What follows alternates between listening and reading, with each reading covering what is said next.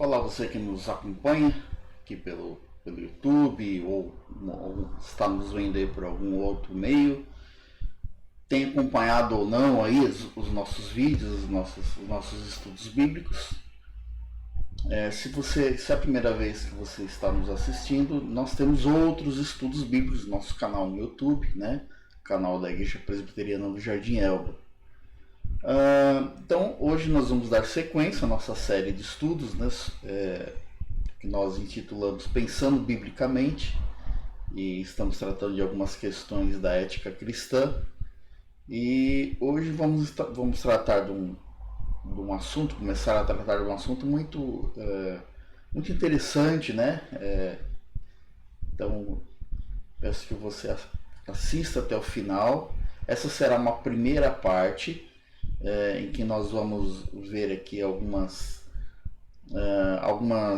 visões a respeito da ecologia, e no próximo vídeo nós vamos ver o que a gente faz com isso, né? O que a gente faz com essa visão, né? Com a visão correta sobre a ecologia. Então, nós nos propomos a responder a essas perguntas, né? Qual deve ser a visão cristã que temos que ter a respeito da ecologia? E com base nessa visão, o que a gente faz com isso, né? Como nós devemos lidar com a natureza?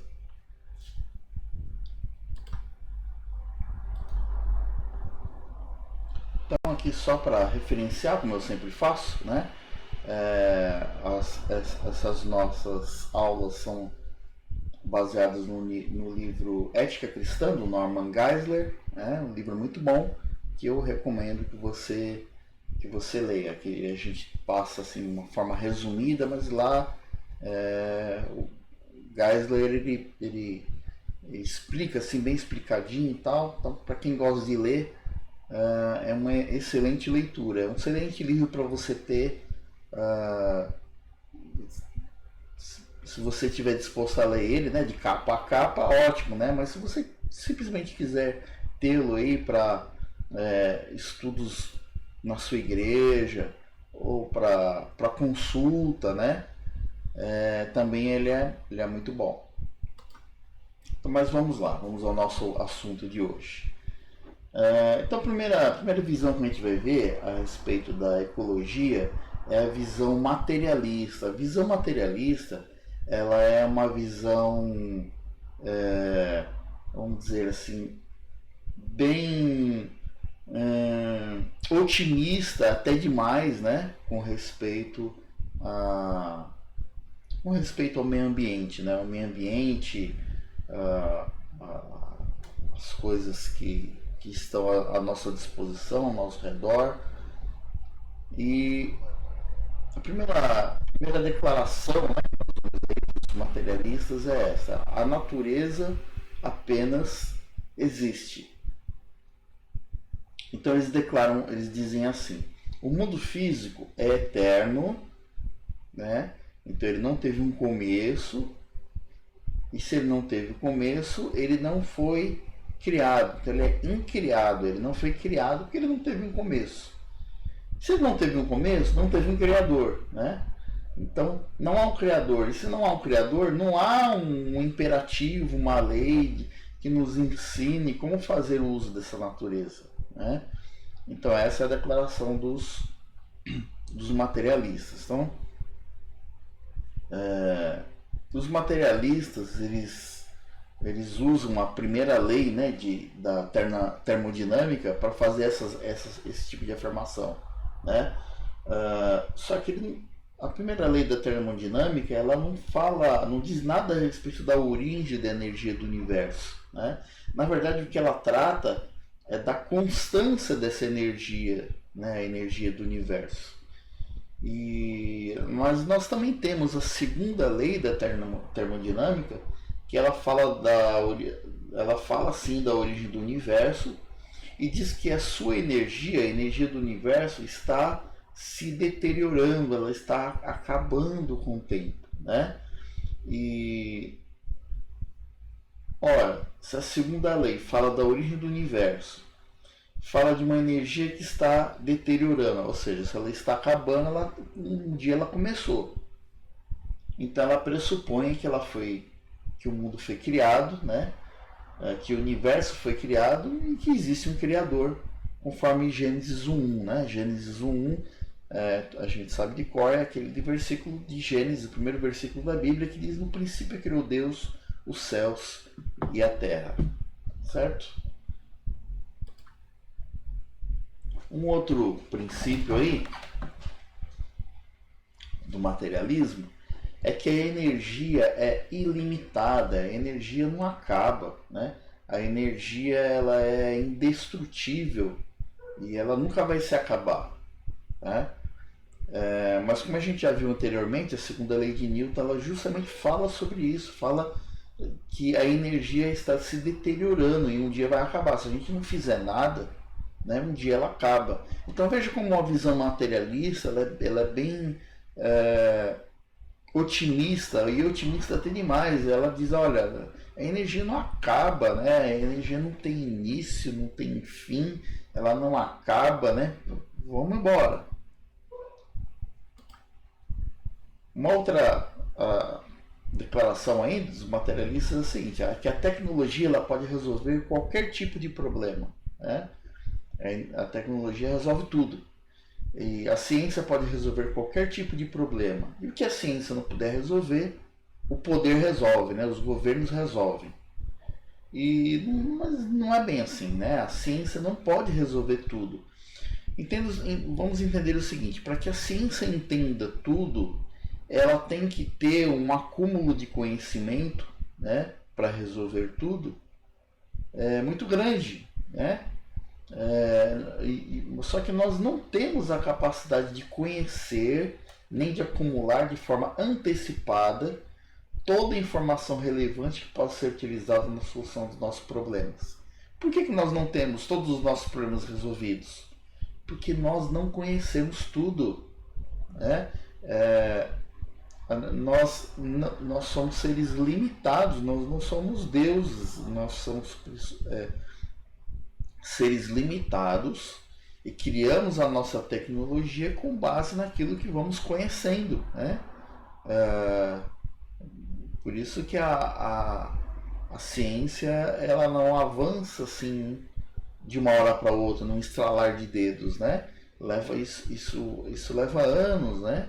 Por exemplo, né, a tecnologia que nós mais usamos hoje, que é o celular, né? O celular a gente, assim, na forma de smartphone, né? Hoje nós temos um computador nas nossas mãos, mas a gente olhar que algumas décadas atrás isso não existia, né? Então a tecnologia avança conforme nós vamos tomando conhecimento das coisas de Deus, né?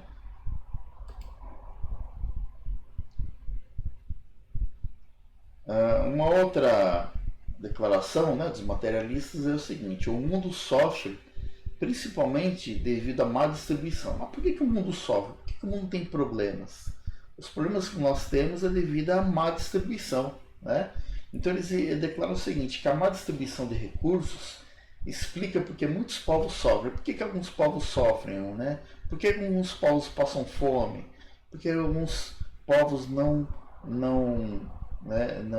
têm muitas vezes o que nós aqui temos. Então a explicação é que existe uma má distribuição de recursos. O mundo é demasiadamente rico e a distribuição dos recursos resolveria o problema da necessidade de alguns. Então, segundo os materialistas, que dizem que são extremamente otimistas, então nós temos alguns povos, algumas pessoas no mundo têm problemas por causa da má distribuição de recursos. Se a gente redistribuir esses recursos, os problemas acabam, segundo eles, né? Mas a gente sabe que realmente há um desequilíbrio na distribuição de recursos, né? Mas essa não é a causa do problema. Na verdade, essa é o resultado. Esse é o resultado. Como resultado? Então, qual é a origem do problema? a origem do problema é o egoísmo e a ganância, né? O egoísmo e a ganância são o centro do problema. Então eu vou ter um texto aí, né? Tiago 4, 1 e 2. Tiago 4, 1 e 2 diz o seguinte: de onde procedem guerras e contenda que há entre vós? De onde senão dos prazeres que militam na vossa carne? Cobiçais e nada tendes, matais, invejais e nada podeis obter, viveis a lutar e a fazer guerras. Nada tendes porque não pedis, pedis e não recebeis, e assim por diante, né? Então o texto fala que o egoísmo e a ganância é a raiz dos males, né? Não é a má distribuição. A má distribuição é o resultado disso, né? Como resultado da ganância, do egoísmo, nós temos uma má distribuição. Uns têm tanto e outros têm tão pouco, né?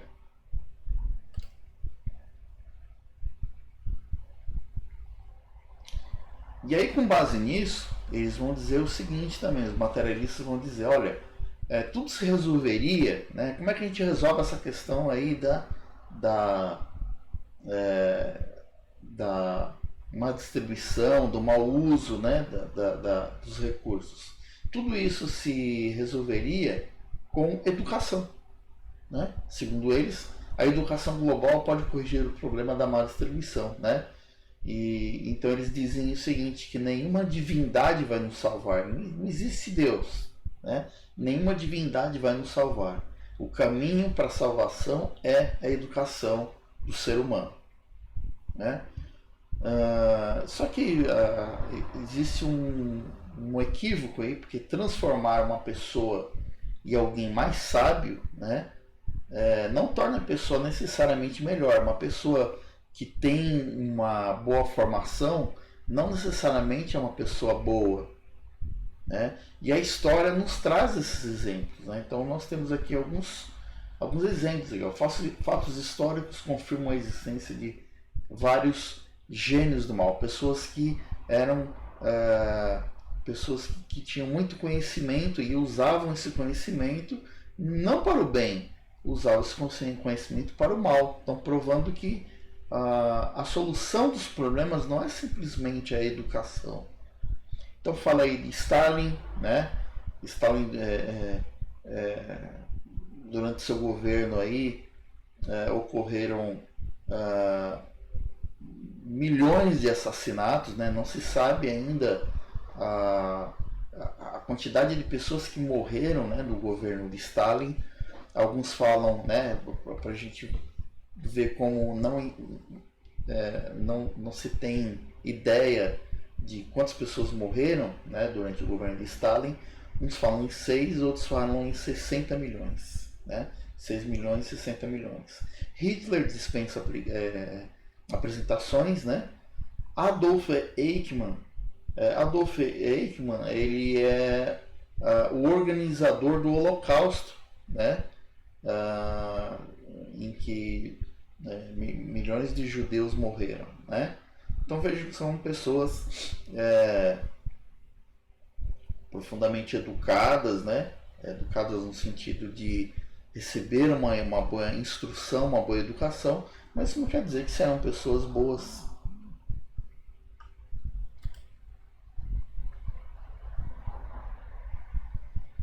E aí, bom, até aqui a gente viu a visão materialista. A visão materialista ela é profundamente otimista quanto aos recursos, né?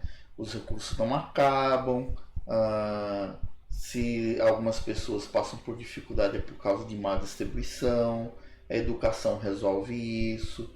Então eles são profundamente otimistas, né? Resumindo a visão otimista é que a gente não deve se preocupar muito com os recursos, né? Com a escassez dos recursos. E aí nós vamos para o outro lado. Então, se por um lado o materialista ele diz não se preocupe com a natureza, a visão panteísta ela vai para um outro extremo. Porque o que é o panteísmo? O panteísmo é o seguinte, a visão panteísta em resumo é o seguinte, tudo é Deus, né? Deus está em tudo e tudo é Deus, né? Tudo que você olhar ao redor é Deus, né? Então, Deus está em tudo. Então, olha só. A primeira declaração que nós vamos ver aí da visão panteísta é a seguinte: a natureza é um organismo vivo, né? Então, tem muito a ver com aquela visão de a mãe natureza, né? Sabe quando acontece uma catástrofe e fala assim, não, é a natureza respondendo, né? Como se a natureza em si fosse uma divindade, né? Não é Deus, mas a natureza que por si só ela é Deus, né? Então a natureza é um ser vivo, é um organismo vivo e ela responde, né? Essa visão. Então por isso eu particularmente não gosto muito de usar o termo natureza, né? Justamente por causa disso, por causa dessa visão panteísta que se tem da natureza, né? Na verdade, a natureza, o melhor termo para falar de natureza é criação, é a criação de Deus. Mas vamos lá. Então eles dizem o seguinte: a natureza é um organismo vivo.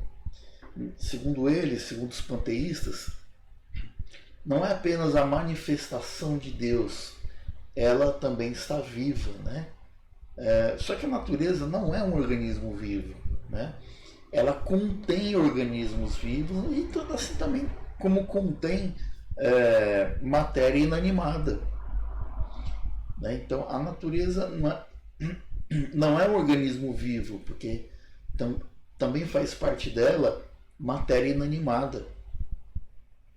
Não há evidência de que haja vida na matéria, né? Então como é que ele pode ser um organismo vivo se matéria inanimada faz parte dela? Tá bom? Uma outra afirmação aí, né, do panteísmo é que as espécies vivas são manifestação de Deus, né? E quando uma espécie é extinta, perdemos uma manifestação de Deus, né? Então, aquela visão de que Deus está na natureza, né? A natureza é Deus. Só que a natureza ela deve ser respeitada, né? Então os panteístas eles confundem, né? O respeito que nós temos com a natureza com veneração da natureza como um Deus, né? Então a natureza não é Deus. A natureza deve ser respeitada, mas não venerada, como eles fazem. Então a natureza é apenas uma bela e uma maravilhosa criação de Deus, né? E um exemplo que está no livro, o livro é repleto de exemplos, né? E citações, mas uma que me chamou a atenção foi essa de que Deus está na natureza, assim como o autor está em seu livro. Ou seja, quando você pega um livro, né, você identifica aquele livro com seu autor, por causa da forma de escrever, né, as suas ideias. Então, assim como nós identificamos um livro com seu autor, né, assim como, e nesse sentido, o autor está no livro no sentido de que olhamos para o livro e identificamos ali o autor. Deus está na natureza também nesse sentido de que nós olhamos para a natureza, a sua criação, né, a sua perfeição, e vemos ali a manifestação de Deus. Então, assim como no livro vemos a manifestação do seu autor, vemos na natureza a manifestação de Deus, certo?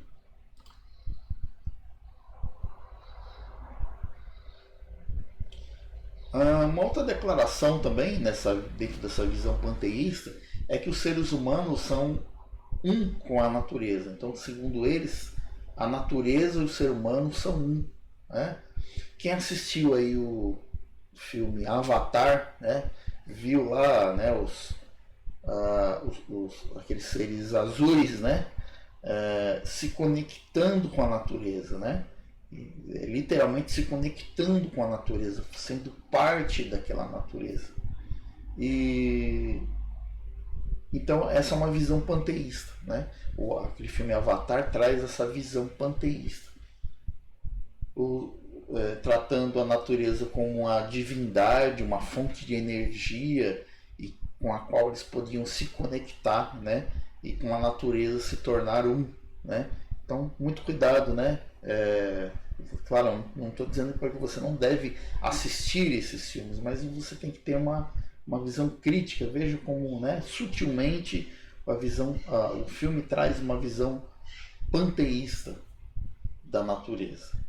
Então, os seres humanos, segundo eles, devem viver em harmonia com a natureza e trabalhar com ela de forma cooperativa.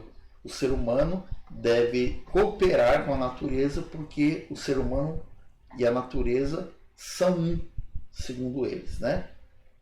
Mas, na verdade, nós não somos um com a natureza, né? Há uma diferença entre cooperar com a natureza e ser parte dela. Nós cooperamos sim com a natureza, nós vivemos dela, devemos cuidar dela para que os recursos não se esgotem, mas nós não somos um com a natureza, não fazemos parte, nós fazemos parte da criação, mas não somos um com a natureza, né? Não existe essa conexão, assim, né? Nós possuímos corpos diferentes. O corpo humano é totalmente diferente. É diferente até do corpo dos animais, né? Porque nós possuímos inteligência, possuímos nós possuímos o dom da comunicação que os animais não têm, né?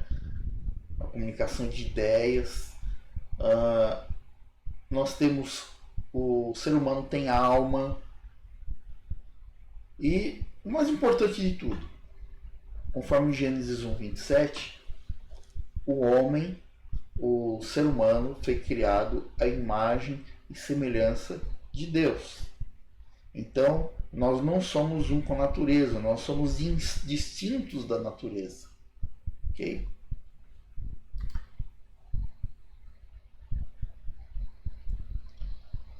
Uma outra declaração de uma visão panteísta é que nós não somos reis sobre a natureza e sim servos dela. Nós somos servos da natureza. Se Deus está na natureza, se a natureza é Deus, então nós somos servos da natureza, né? Então, cuidado, né, com aquela visão de que ocorreu um tsunami, olha a natureza se manifestando, dando troco, né? Olha, um furacão, né, um terremoto,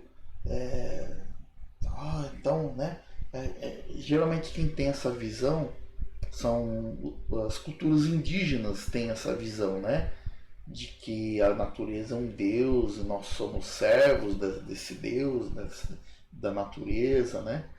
Então uma visão panteísta vai dizer que nós não temos domínio sobre o universo, que nós somos servos do universo e deveríamos ser tomados por um sentimento de modéstia, nós deveríamos ser tomados por um sentimento de inferioridade à natureza, né? Mas essa visão está equivocada, porque essa visão de que...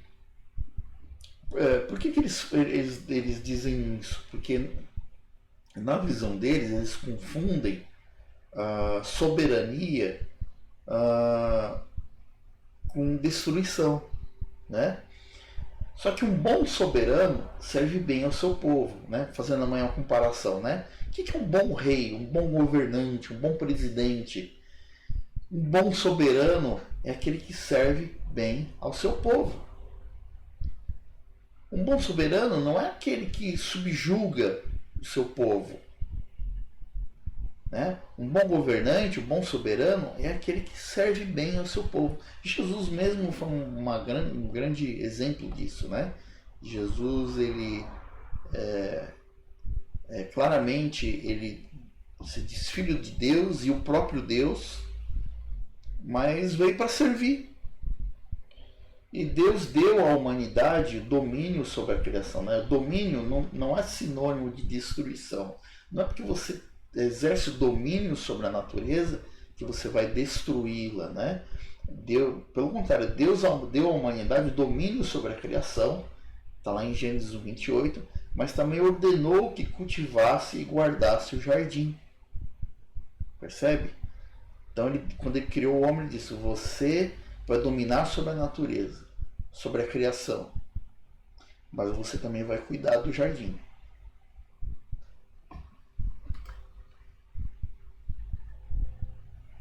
Então agora nós vimos aqui a visão materialista, que é extremamente otimista quanto aos recursos.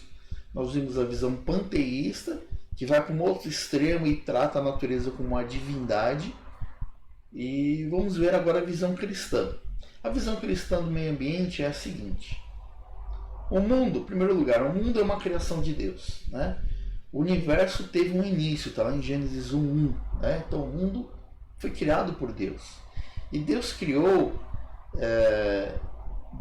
tudo, Deus criou o mundo do nada. Né? Tem uma expressão aí, né, que é usada, que é ex nihilo, do nada. Tudo que a gente cria, nós homens, quando nós criamos alguma coisa, quando alguém pede, fala assim para você: cria aí, sei lá, por exemplo, fala para um marceneiro: faz uma cadeira. Então ele precisa de material, ele precisa de ferramentas, ele precisa de material, ele precisa de prego, ele precisa de cola, ele precisa de madeira, né? Ele precisa do verniz para dar um acabamento. Então ele não cria do nada, ele tem que ter alguns materiais à mão que já devem existir. A cadeira vai passar a existir com base nesses materiais. Né? E também a ideia da cadeira, o projeto da cadeira, também ela não vai vir do nada, ele vai se basear em alguma coisa que ele aprendeu, que ele viu, e aí ele vai fazer a cadeira. Mas Deus não, Deus criou tudo do nada. Ele não dependia de ter materiais para fazer o que ele fez, ele não dependia de ter uma ideia prévia, copiada, né? Não precisava se basear em alguma coisa que já existia para criar o que ele criou. Ele criou tudo do nada. Tá? Este mundo pertence a Deus. Então Deus fez um mundo e ele é o dono desse mundo. Né?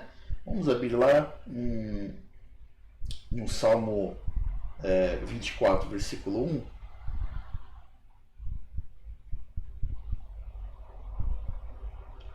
Vou achar aqui.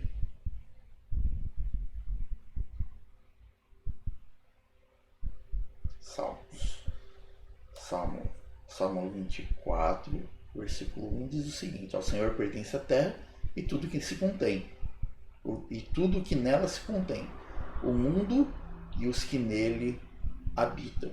Né? Outro texto apontado é Jó 41:11. Jó 41:11, ele vai dizer o seguinte: quem primeiro me deu a mim para que eu haja de retribuir-lhe, pois o que está debaixo de todos os céus é meu. Né? Então tudo que está debaixo dos céus é de Deus, não é nosso. Né?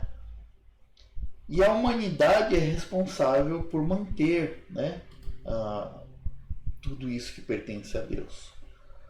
O mundo é um reflexo de Deus. Né? Então, depois de cada um dos 5 dias da criação, viu Deus que era bom. Né? Então, se a gente olhar lá no texto de Gênesis, capítulo 1, então, por exemplo, no versículo 4, diz que viu Deus que a luz era boa. Né? Então, Deus vai criando as coisas e vai dizer: isso é bom, isso é bom, isso é bom. Lá no versículo 10 ele vai dizer: a porção seca chamou Deus terra e o ajuntamento das águas mares, e viu Deus que isso era bom. Né? E Deus vai criando, vai dizendo: isso é bom, e faz isso, isso é bom, faz aquilo, isso é bom. Né? Então, tudo isso é um reflexo de Deus, né? Porque Deus vai criando e vai dizendo: isso aqui é bom. E aí, no último dia, quando Deus termina, lá no versículo 31, vai dizer o seguinte, que viu Deus tudo quanto fizera, e eis que era, até agora ele disse que era bom, bom, bom, então é que ele diz, eis que era muito bom. Houve tarde de manhã o sexto dia. Né? Então, e a humanidade, além de Deus ter feito tudo e de dizer que tudo isso era bom, e ou melhor, dizer que ao final dizer que isso era tudo muito bom, a humanidade em particular ele fez a imagem, a sua própria imagem, né? A sua imagem e semelhança. Então o mundo é um reflexo de Deus. Quando nós vemos as coisas, vemos a natureza, quando nós vemos o reflexo de Deus, né?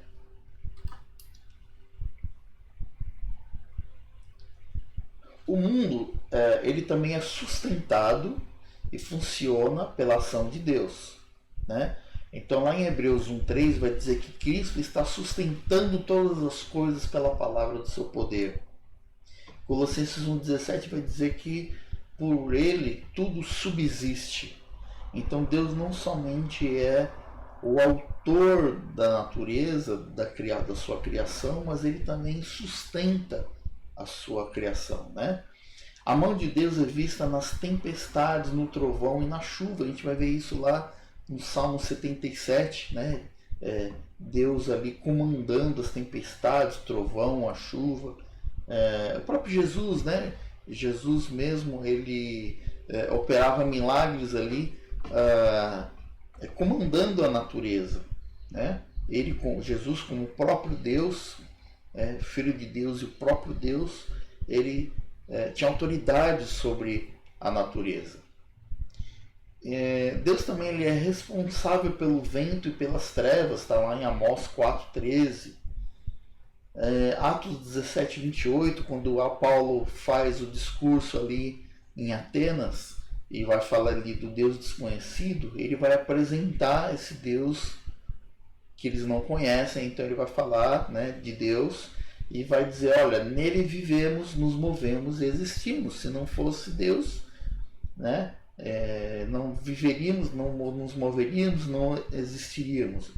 Paulo faz essa declaração lá em Atos, né, em Atenas, para os epicureus e estoicos, que eles tinham uma visão de que tudo que acontece ao nosso redor é ação e reação, né? E que não existe ninguém comandando isso. Tudo que acontece é ação e reação. E aí Paulo diz, nele vivemos, nos movemos e existimos. O mundo encontra-se debaixo de uma aliança com Deus. Então quando Noé, lá em Gênesis 9, quando Noé sai da arca, Deus faz uma aliança, né, com Noé. Aliás, faz uma aliança com todo ser vivo. Né? Está lá em Gênesis 9:12, olha só. Gênesis 9:12, ele vai dizer o seguinte: disse Deus, esse é o sinal da minha aliança que faço entre mim e vós, e entre todos os seres viventes que estão convosco, para perpétuas gerações. Porém nas nuvens o meu arco será por sinal da aliança entre mim e a terra. Enfim, resumindo, né, não vou ler o texto todo, mas Deus está prometendo aqui não mais destruir o mundo, né, os seres vivos, por meio das águas, que foi o que ele fez lá no dilúvio, né? E aí, então quando Noé sai da arca, Deus faz essa aliança com todo ser vivo, de não destruí-los mais por meio das águas. O sinal desta aliança nós vemos até hoje quando chove, né? Quando chove e sai o sol logo em seguida, que aparece no céu o arco-íris. O arco-íris, nós devemos, quando a gente olha para o arco-íris, nós devemos nos lembrar dessa aliança que Deus fez lá com Noé e com todo ser vivo, né? Então o sinal desta aliança foi feita lá, que está registrado lá em Gênesis 9:12, é o arco-íris. E se nós estamos debaixo da mesma aliança, nós e todos os seres vivos, todos nós estamos debaixo de uma mesma aliança, nós e os animais estamos debaixo de uma mesma aliança, aliança perfeita com todo ser vivo, e nós devemos tratar os animais com o devido respeito, porque estamos todos debaixo de uma mesma aliança, percebe?